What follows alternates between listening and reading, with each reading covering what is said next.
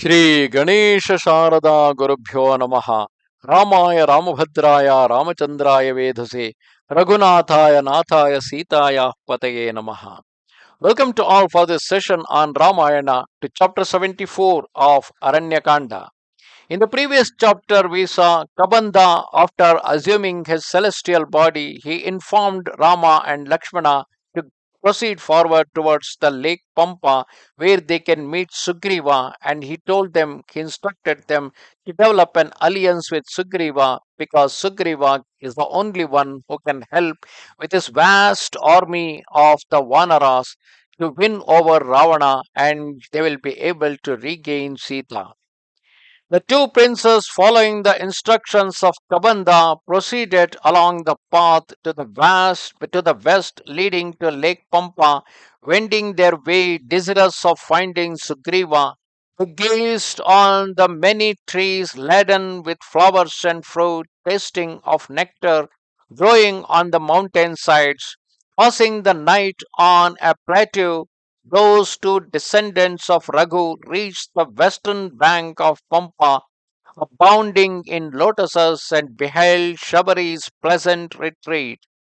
Approaching the charming hermitage shaded on all sides by innumerable trees, they beheld that perfected one who, seeing them, rose up and with joined palms touched the feet of Rama and the prudent Lakshmana, and according to tradition offered water to rinse their mouths and bathe their feet. Thereupon Rama addressed that female ascetic fixed in her spiritual duty and said, have you overcome all obstacles to asceticism? O you of gentle speech, do yourself do your austerities increase daily? Have you subdued your anger and your need for food? O solitary one, have you observed your vows and attained inner tranquility? Has your attendance on your Guru borne fruit? Thus interrogated by Rama, the virtuous Shabari, revered by the gods, extremely aged, standing before him, offered him homage and said, blessed by your presence, I have acquired perfection and my asceticism is crowned. Today my birth has borne fruit and the service of my Guru has been fully honored. Today my pious activities have found fulfillment. O foremost of men, greatest of the celestials, worshipping you I shall attain the heavenly realm. O gentle one, O slayer of your enemies, O you who do confer honor on men purified by your compassionate regard, I shall by your favor attain the imperishable world, O subduer of your enemies. When you did set foot on the Mount Chitrakuta, those architects I served, that's her guru, Sage Matanga, ascending celestial cars of incomparable splendor, departed to heaven, and those great sages conversant with virtue said to me, Rama will visit your holy retreat. Do yourself receive him, and Lakshmana with traditional hospitality. On beholding him, you shall attain the highest sphere from where none will going to return. O foremost of men, thus did those blessed ascetics address me, and for you I have gathered the wild fruits of diverse kinds that grow on the borders of Lake Pampa.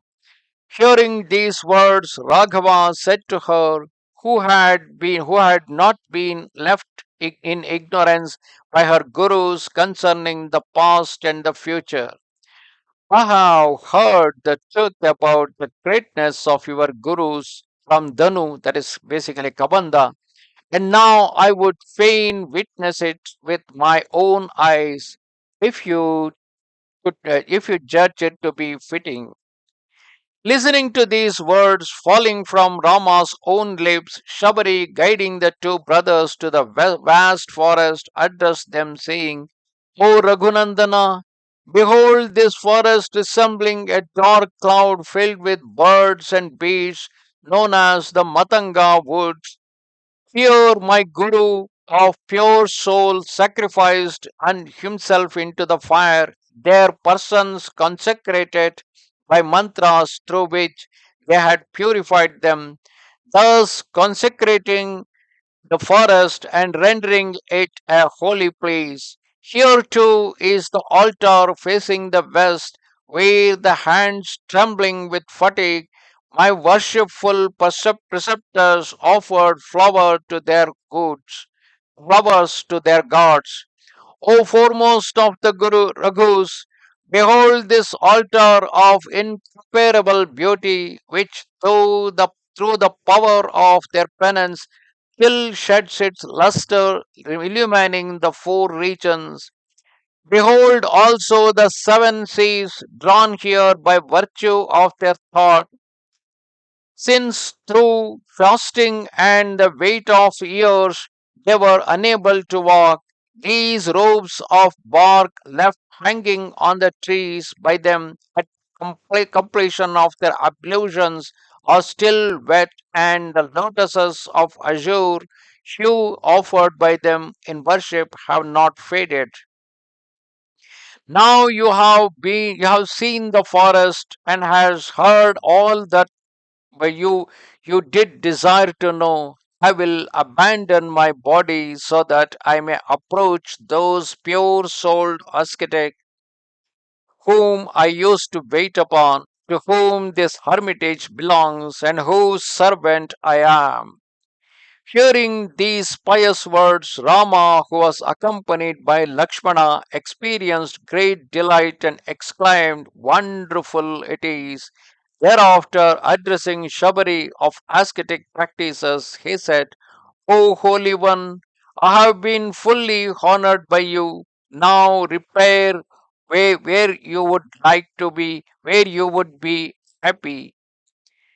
Having received permission from Rama to depart, Shabari, wearing matted locks, robes of bark, and a black antelope skin, cast herself into the fire, thereafter rising into the air like a bright flame, adorned with celestial ornaments, wreathed in garlands, emitting a divine fragrance, sprinkled with sandal paste and clad in celestial raiment. She appeared exquisite and illumined the heavens like a flash of lightning. By virtue of her medications, she ascended to those sacred abodes where her spiritual preceptors, who those high souled ascetics dwelt. Thus ended chapter 74 of Aranya Kanda.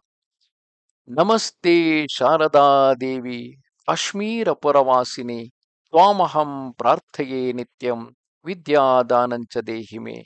Goodbye.